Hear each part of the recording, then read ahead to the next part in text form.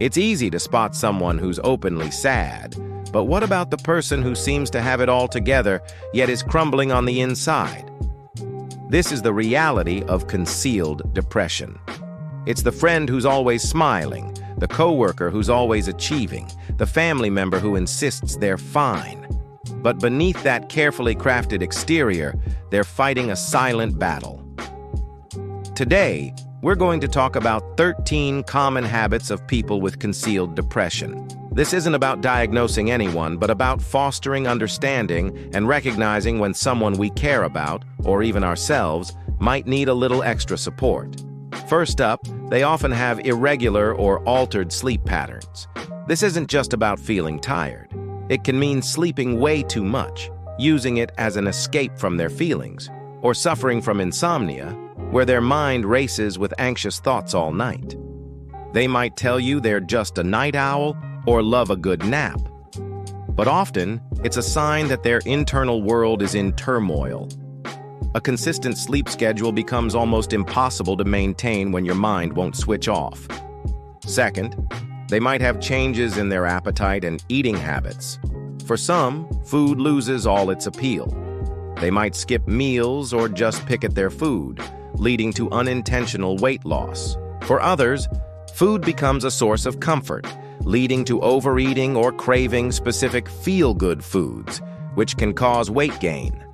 They might joke about stress eating or being too busy to eat, but these significant shifts in their relationship with food can be a red flag. The third habit is a loss of interest in activities they once loved. Remember how they used to be so passionate about painting, hiking, or playing guitar? Suddenly, they have no energy for it. Their excuses might sound plausible. "I'm just too busy with work," or "I'm just not feeling it lately." But this isn't simple boredom. It's a condition called anhedonia, the inability to feel pleasure, and it's a core symptom of depression. The joy they once got from their hobbies has just vanished. Number 4, they are masters of the "I'm fine" disguise. These individuals are incredibly skilled at putting on a happy face. They'll laugh at your jokes, ask about your day, and offer a convincing smile.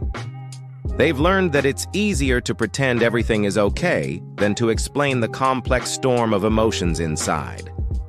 They fear being a burden or being judged, so they build a wall of positivity. This performance is emotionally draining, but to them it feels necessary for survival. Fifth, they often feel things more intensely. It's not just sadness. Someone with concealed depression might be unusually irritable, quick to anger, or prone to sudden emotional outbursts over small things. A minor inconvenience can feel like a catastrophe. This heightened emotional sensitivity is because their emotional reserves are already depleted from fighting their internal battle, leaving them with very little capacity to handle everyday stressors. Habit number 6 is a tendency to talk in philosophical or existential terms. You might notice them talking more about the meaning of life, their purpose, or the nature of happiness and suffering. While these can be normal conversations, for someone with concealed depression, it often comes from a place of deep personal struggle. They are searching for answers and trying to make sense of the profound emptiness or pain they feel inside. Seventh, they might make subtle cry-for-help comments. These are not always direct pleas. It could be a dark joke, a self-deprecating comment that feels a little too real, or a passing remark like, "I just wish I could disappear for a while." They might quickly laugh it off as nothing, but these are often small cracks in their armor, moments where their true feelings leak out, hoping someone will notice without them having to say it directly. Eighth on our list is their perfectionism and being overly critical of themselves. They often set impossibly high standards for themselves in their work, relationships, and personal life. On the outside, they look like high achievers, but internally they are driven by a harsh inner critic that tells them they're not good enough. This relentless self-criticism fuels feelings of worthlessness, which is a cornerstone of depression. Every small mistake is seen as a catastrophic failure. Number 9. They often go to great lengths to help others. They're the person you can always count on, the one who will drop everything to support a friend. While this seems incredibly kind, it can also be a deflection tactic. By focusing all their energy on solving other people's problems, they avoid having to confront their own. Taking care of others gives them a temporary sense of purpose and value, which they struggle to find within themselves. 10th, they are often physically exhausted for no apparent reason. This isn't just being tired after a long day. It's a deep, bone-crushing fatigue that sleep doesn't fix. Depression is not just a mental illness, it's a physical one. It takes an enormous amount of energy to maintain a facade of normalcy while battling negative thoughts all day. They might complain of constant tiredness, aches, and pains that have no clear medical cause. Habit 11 is intentionally keeping a very busy schedule. They fill every moment of their day with work, social events, chores, and projects. To an outsider, they look productive and engaged with life. In reality, they are running from their own thoughts. They know that in the quiet moments, when they are alone and still, the painful feelings will rush in. Busyness becomes their shield, a constant distraction from the inner turmoil they are desperate to avoid. Number 12. They have a habit of downplaying or rationalizing their pain. If they do admit to feeling down, they'll quickly follow it up with something like, "But it's not a big deal, others have it so much worse," or "I'm just being dramatic." They invalidate their own feelings because they don't feel their suffering is legitimate or worthy of attention.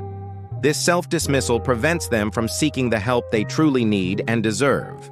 And finally, number 13. They often create well-rehearsed cover stories for their symptoms. If someone asks why they lost weight, they'll say, "Oh, I've just been eating healthier and hitting the gym."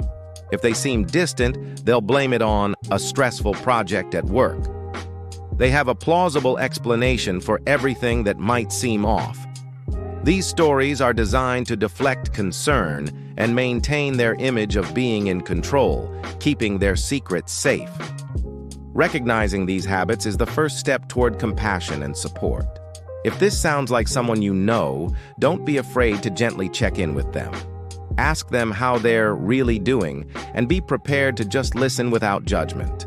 And if this sounds like you, please know that your feelings are valid and you don't have to carry this burden alone. Reaching out to a friend, a family member, or a mental health professional is a sign of incredible strength. There is hope, and there is help available. Thank you so much for watching. If this video resonated with you, please give it a thumbs up and share it with someone who might need to hear it. Don't forget to subscribe for more content on mental health and personal growth. Take care of yourselves and each other.